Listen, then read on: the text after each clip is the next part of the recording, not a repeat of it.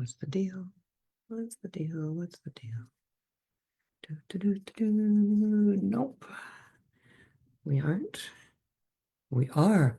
Well, my Zoom says we're not live, but my phone says we are. So guess which one I'm going to run with.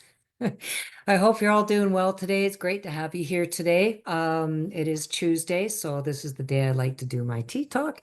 So thanks for being here. If you don't know who I am, I'm Danny Cade. It's nice to meet you if you're here for the first time. Now, in the first 3 episodes that I did this month, because, well, as you know, Lyme is, well, maybe you don't know, May is Lyme Awareness Month. So that's why my co-host Lymeer has been with me all the way through.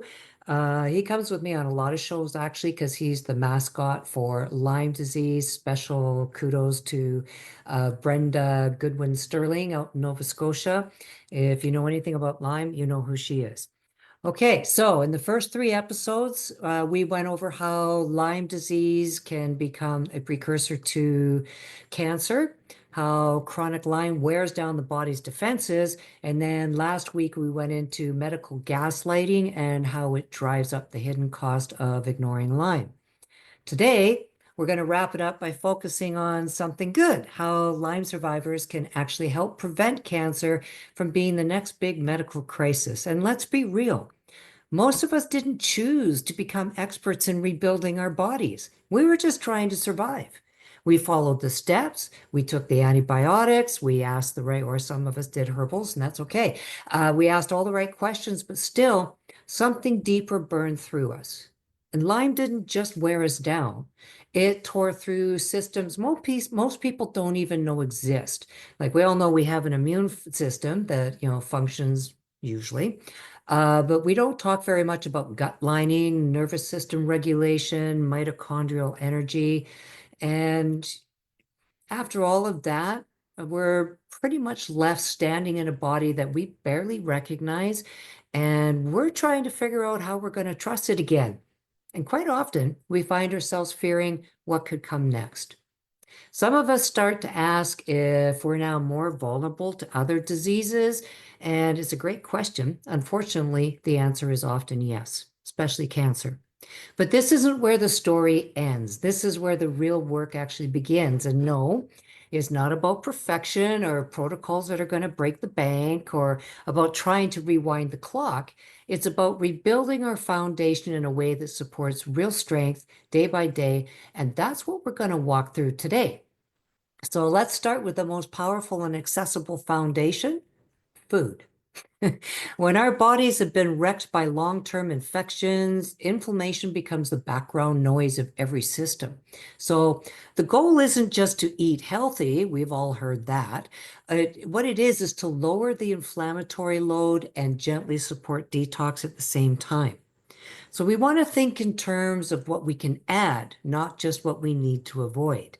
That means things like warm, soft, nourishing meals that are easy to digest, like bone broth, soups, well-cooked root vegetables and greens, as well as omega-3 fats from wild fish or chia seeds. Clean proteins that don't trigger your gut, and of course, plenty of herbs like turmeric, ginger, garlic, and rosemary. Now, if your digestion is weak, start small. Even a few bites of nourishing food per meal can help repair your gut lining over time. For many of us, this isn't about calories, it's about cellular fuel. Okay. Next, we want to be thinking about supporting detox without overwhelming the body. Quite often, we're told to do a cleanse or flush toxins, but if the lymph, liver, or bowels are already sluggish, that can actually backfire by throwing you into a detox crisis. So think gentle and consistent. Here's what that might look like. Daily hydration with mineral-rich water, using a real lemon, squeeze some lemon juice into that. Dry brushing for the lymphatic system. It can be annoying, but it's very helpful. One of my favorites, Epsom salt baths 2 to 3 times a week. I miss those. Toss in some baking soda too. Now, if you're into it, you can try bitters or castor oil packs over the liver. They do wonders. And movement is super important.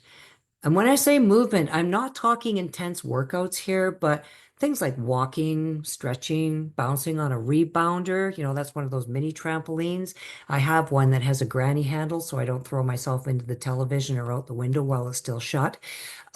These actions don't just detox, they unclog the body's systems. They help the energy to flow as it should again, and it makes space for healing. Now, let's talk about the immune system. Lyme and its co-infections often leave us immunocompromised in very strange ways. Some parts are overactive and some parts are shut right down. So we can't just boost immunity, we have to support regulation. And there's some key nutrients for that. And I'm going to start off with zinc. And you can take anywhere up to 50 milligrams a day of that. Vitamin C, you can do 1,000 to 3,000 milligrams throughout the day, or pardon me, if you want to, you can go up to bowel tolerance, where your bowels start to get a little bit loosey-goosey, and then that's where you back it off a bit. That's what your maximum vitamin C a day is. Selenium is another great one. 100 to 200 micrograms a day is very helpful. Okay, all of that is immune supporting. And I want to get into something that a lot of people don't talk about, medicinal mushrooms like reishi or turkey tail. And they don't just boost immunity, they train and balance it, which is exactly what a post-Lyme body needs. They're especially valuable for anyone who's dealing with co-infections, mold exposure, lingering fatigue, or immune burnout. Okay.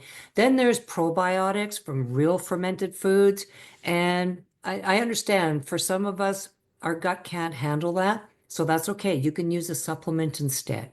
And it's a huge essential in Lyme recovery because it helps to repair the gut, regulates the immune system, and reduces inflammation, all of which are typically disrupted by long-term infections and antibiotics. Okay, and then of course there's sunlight, and I'm being serious when I say this. Real sunlight every day is critical for immune intelligence, but when real sun exposure isn't an option, you can always take D3. Up to 5,000 units is usually what's suggested. But if you want to be on the safe side, you can get tested to be sure, and I suggest doing that a couple times a year. Also, if you're going to take D3, K2 works very well with it. You want to go roughly 900 to 200 micrograms, unless, of course, you have heart issues. And that's when you want to talk to your healthcare provider on because K2 and some heart medications don't mix well. So, in fact, do talk to your healthcare provider on all supplementation because it's essential to be sure that there's no conflicts with your current medications. And of course, let's not forget the role of sleeping. We know we need that, but here's the thing. We heal when we sleep, not when we're scrolling or panicking or pushing through. Rebuilding the immune system starts with giving the body a real break. So do yourself a favor and hit that pillow a bit earlier. Gut health, that's the next pillar. And this one is huge. Supporting gut repair isn't just about digestion, it's a foundational step in immune, neurological, can't talk, and emotional regulation. And it's essential for preventing long-term disease, including cancer. It's where most of our immune cells live. It's where inflammation gets triggered or calmed. And for many of us, Lyme damaged our gut barrier, wrecked our microbiome, or left us with lingering IBS. So how do we rebuild? Well, we start by removing what harms us. Things like processed sugar, alcohol, inflammatory seed oils. And when I say these things, I need you to understand that you're basically living on the premises that everything you put onto and into your body is either going to hurt you or is going to heal you. Okay, so we want to remove the things that hurt us, but we want to add some of the things that helps us, like cooked vegetables, easy to digest fiber, probiotic-rich foods, collagen-rich broths. Now, some people might need some extra help, like digestive enzymes or binders, and some need to go even slower, but every step toward gut repair is a step toward cancer prevention because the more balanced your gut is, the more your immune system can detect and clear out what doesn't belong there, including abnormal cells. So now I'm going to talk about a part that most people skip, and this might be the most crucial area, and is the emotional nervous system layer. We're not just bodies. So when our nervous system has been stuck in a state of survival for months or probably years, it can't just flip a switch and relax. We need to show it over and over again that we are safe now. And that can look like breath work or meditation, trauma-informed somatic therapy. Some find that journaling or prayer helps a lot. Even some quiet time in nature can do wonders. So yes, probably most important of all, even choosing who we're spending our time with. Okay, nervous system regulation is not optional. It's a must because it determines how well we absorb nutrients, how fast we heal, how calm our gut is, and how our cells behave. A body that is stuck in fight, flight, freeze is more likely to stay inflamed, stay sick, and more likely to fall apart. But a body that feels safe, that knows it's supported, that it's slowly rebuilt with real food, real care, and real boundaries, that body can hold the line. It can fight and it can thrive. Now, I know how overwhelming this can feel. I mean, rebuilding from Lyme itself is already hard, and the thought of preventing cancer on top of that might feel impossible, but I really need you to hear this and hear it clearly. It's not about fixing everything overnight. It's not about doing it perfectly. It's about small, consistent decisions that tell your body, I'm still here. I haven't given up. I'm rebuilding one layer at a time. You don't need to be a nutritionist or a detox expert or any kind of a guru.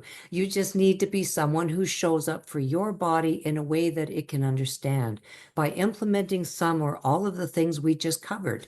Warm, real nutritional food, rest, gentle movement, safe connection, a little sun, a little breath, real fuel, real repair. That's where prevention lives, and that's how we turn the page. And that's where we end this series. Not with fear, not with pressure, but with possibility. You have more power than you were told. So go ahead and use it to rebuild yourself. If you'd like a way to start any of this without having to research for days on end, like I did, um, check out my online resource center. It's free, it's easy, and it has everything that you need to begin supporting your health right there, including one-on-one support with me if you want it. Okay, I'll attach the link to that afterwards for you in a bit, but I just want to let you know that next month we're having a webcast that will also be extremely helpful for this. It's called Gut Instincts, where we'll be getting deeper into that gut-brain connection and how to feel both for better mental resilience and long-term overall health.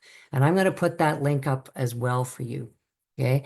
Tomorrow, I'm going to be going into some of that on my weekly wellness show. So I hope you join me. It'll be right here tomorrow at 1 p.m. Pacific Standard Time. And again, that's tomorrow. So thank you, everyone. Lymira and I would like to thank you for your time and for watching all 4 parts of these series. If you missed the first 3 parts, it's on my YouTube channel, and I will also attach that for you as well. Thanks. If you have any questions, feel free to fire them into the comments section or DM me directly. Or if you need some help, just drop the word help. I'll know exactly what you're talking about and I'll reach out to you. All right, everyone. Thank you. Take care. I hope this finds you doing well, and I look forward to seeing you tomorrow. All right. Bye for now.